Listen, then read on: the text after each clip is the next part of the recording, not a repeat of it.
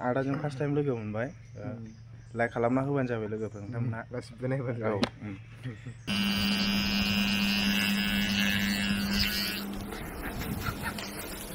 जुदि थियाटाराव जायो नोंथां गारा आंनि गाबदो बाबि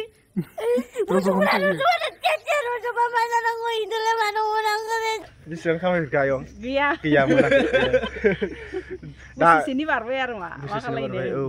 भिडिअ हेंगारबाय था आयं हगारबाय थायो ओमफ्राय माजे माजे दा गरम नालाय बानानै बायो हेलौ लोगोफोर आङो दिनै माने एन महिलारि मोननावहाय दंफैयो आरो लोगोफोर ओमफ्राय जों सिखारियावहायनो माने जोंना एन महिलारिया माने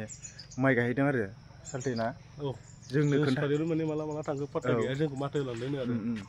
ओमफ्राय जों दा थांफिननोसै मेला सफैदों एन महिलारि मोननाव मैया आला माने हाबफैदोंमोन आरो ओमफ्राय दा जों बेरायफुंजा थांफिनसै आरो दा माने बे लामायावनो माने सलदाया इन्ट्र होबाय बेखायनो एसे बिखुनजोफोरखौ खोन्थायबानो जाबाय आदा दङ ओमफ्राय आयं दं आरो नै दिनै फार्स्ट टाइम हाबफैबाय नै जोंना एक्टरा आदा ससे स्टेशनसिम दोनलांनो नागिरदों आदाया जोंखौ ओमफ्राय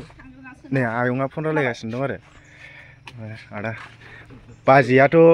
एन महिलारिया माइ गायहैबाय बेरायफुंजानि औ जेबो थाल गैबावा जोङो औ ओमफ्राय र' आं आदानाव माबा सोंनो नागिरदों आदाया माने क'क्राझारावहाय खनबेसे थांखो गोबाव मेरला जाबाय दां ना आं 2 बोसोर थाहैखाबायना 2 बोसोर ITI लाहैदोंमोननो दावलिगुरियाव ओमफ्राय मोजाङै गिदिंनो मोनदों ओरै दतमाथिं थांबाय दतमा थाङासै आङो थाङाखैना ओजों थांनाय जायासै मालाबा थांगोन र'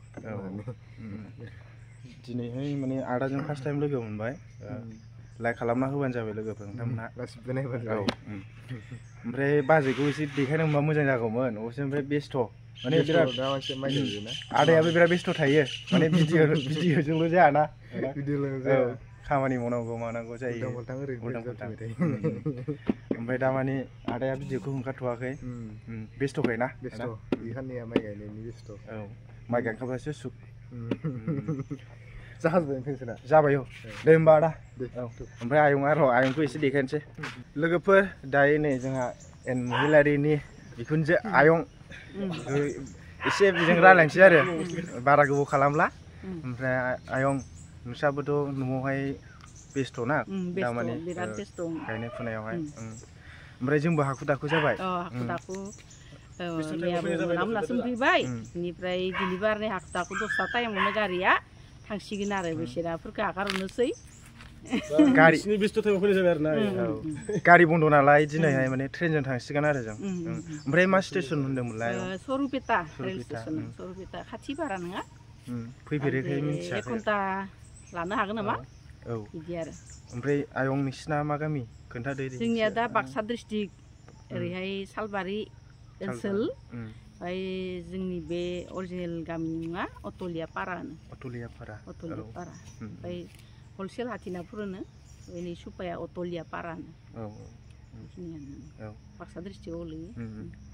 ओमफ्राय लोगोफोर आयंना चेनेल दङ इउटुब चेनेल मा नाम मोनलाय आयं अनसुलि मेदाम आंनि चेनेला लोगोफोर सापर्ट खालाम आयंखौ दामाने एसे खम जादोंना औ बेसेबां खामायखो आयं गैयामोन बोसोरसेनि बारबाय आरो मा खालायनो औ भिडिअ हेंगारबाय था आयं हगारबाय थायो ओमफ्राय माजे माजे दा गरम नालाय बानानै बायो गाननो जोमनो बायो नालाय न'आव थाबाय थाबाबो माखौ खेबनो जायो ओरैनो जायो गोजानाव थांनोबा आरो टाइम गैया दा आयंखौ लोगो मोना मोजां मोनबाय दे होमबा आयं जों थांसिगोन दे औ ओमफ्राय इथिं खोन्थानो बावदों आं बेयो जोंहा आदानि बिब' जाहैबाय ना दे मोजां आलासि औ दे थांसै औ मोजां ओमफ्राय नैबे नानि क्लास 4आवहाय फरायगासिनो दंनो आं दहाय एसे रायलायखांबाय नानिजों औ मा नाम नानि नोंना जिउमा सरगयारि आच्छा दे नामानो एसे आलदा आलदा ना औ होमबा दे आयं औ दे बाय बाय थ' आदा होमबा आयं बाय बाय दे टाटा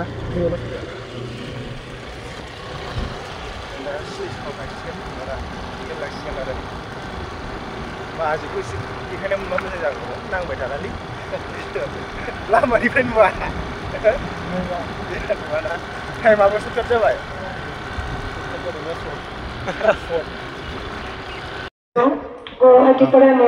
दे होमबा आदा बुरनाय एसे नायना लादो सुरुपेटा रेलवे स्टेशनखौहाय जोंसो फार्स्ट टाइम माने मोनलांबाय थाखायो दा माने ओंखारनाया फार्स्ट टाइम आरो औ ओंखारनाया दिनैसो बे स्टेशननिफ्राय गाखोगोन नालाय दिनैसो माने बे स्टेशननिफ्राय गाखोना बङाइगाव थांगोन नामा औ बहुद बार जाबाय बा मालाय बेरायनांगौ जोंहा सेंग्रा सम बेरायखानांगौ सेंग्रा जाबाय बेरायमोना ओमफ्राय मोनसे खोथा लोगोफोर माने दा गायनाय फुनाय बोथोर दैज्लां बोथोर ना बिराद बेस्थ' आरो मानसिफोरा माने गावसोरबो भिडिअखौनो खालामनो टाइमखौनो मोननो लायाखै आरो माने भिडिअ बानायनायजोंल' जेबो जाया माने खामानिफोरबो मावनांगौ आरो ना मावनांगौ औ दा जोंनाबो गारिया फैगासिनो दङ ओरै सानजा लाइननिफ्राय गुवाहाटिनिफ्राय नोंबा औ ओमफ्राय जों बहा थांनो माने बङाइगाव मिलायहैनाय नांगोन ना खर' ओंखारनांगौ आयौ बे बङाइगाव नुदो सफैबाय नायाव लांसै नैयाव खर' सफैबाय हाब ट्रेन गाखोया बेसेबांबा गोबाव जाबायमोनलै रायजोफोर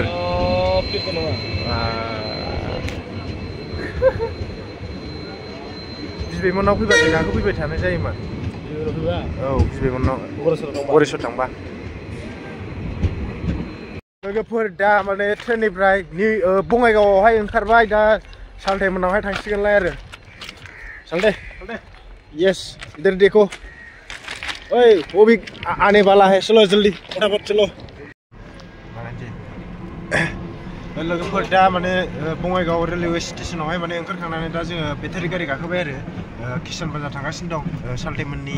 जायगायावहाय जोंनि बाजारावहाय बेसेबां भारा लायो होनदों दा 30 30 थाखा लायो जाहैबाय दायो थांगासिनो दं आरो ना माने बङाइगाव स्टेशननिफ्राय ओंखारबाय बेनिफ्राय बेटारि गारि हमबायबो डाइरेक्ट माने दिनै गारि बन्द' जादों साखा बन्द' ना दिना दा भारत बन्द' रे थांगासिनो फालपारा बेखौ होनदों फालपारा नैबेखौ फालपारा आं फैफेराखै बेयावनो फुटबल मेच लाफैगोन कुचिं लायो चलो होमबा थांबाय थानोसै दा किसान बाजार सफैबाय लोगोफोरनि ओमफ्राय दा सालथेजों आंजों माने नैबे आब'नावहाय पुरि ना रुटि जानो नागिरदों सिंग्रा मोनाखै सिंग्रासो ना बेयो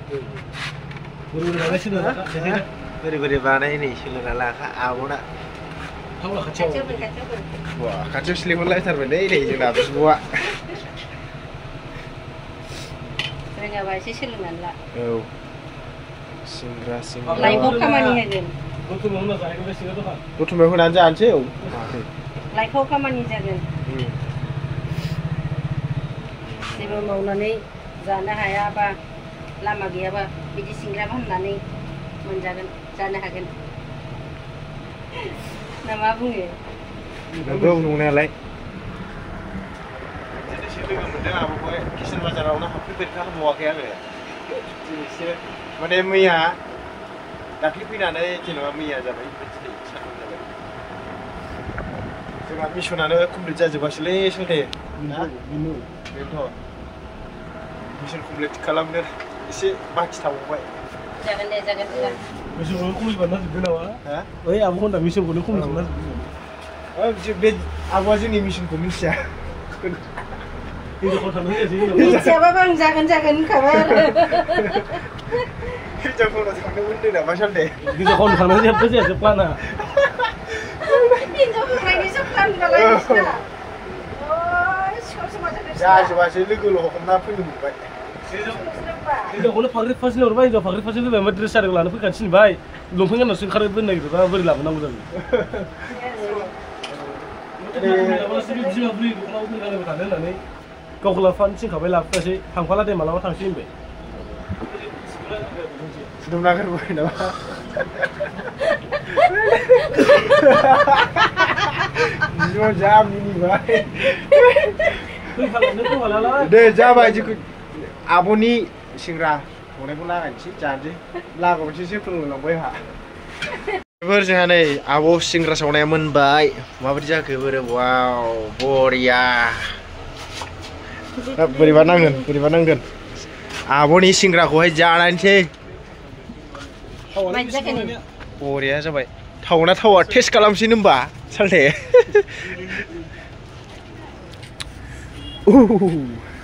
जोंहा आब'ना इउटुब चेनेलथ' गैया दां ना दं फेसबुकसो औ दे मा नाम खोन्था हरदो दे आब' रहिना नार्जारि औ स्पेलिं बुंना होबाय जाय नोंथांमोना आब'नि पेजखौहाय फल' खालामाखै फल' खालामहैबानो जाबाय आरो लोगोसे आंनिखौबो रुजुरुमु ब्रह्मखौबो फल' खालामहैबानो जाबाय 11K जाबाय ओइ सालथेना दंखायो जोंहा आब'जों ओजों गैया जिर'सोना ओंखायनो सापर्ट खालामलायदो लोगोफोर अननाय होयोब्लासो अननाय मोनो नङा होमबा जाय जायनो फल' नांगौ फल' खालामदो आरो कमेन्ट शेयार खालामलाबायदो ना होमबासो आंबो नोंसोरखौ सापर्ट खालामगोन ना मा होनो साफाख्रेब दे जानोसै हरदो बर'फोरा जानला मोनला जायो होनदो बुंनो रोङाबाबो होनदो होदो स' लोगोफोर भिडिअखौ बेखिनियाव फोजोबसै दा जोंहा सालथेमोननि एरिया मोनफैखाबाय बिसोराव थाहैसिगोनलाय ओमफ्राय दा नेक्स्टआवहाय एबार बहाय बेरायहैगोन बङाइगाव भिउ पइन्ट सापात बागान सालाया गिदिंला बङाइगाव भिउ पइन्ट सापात बागानावहाय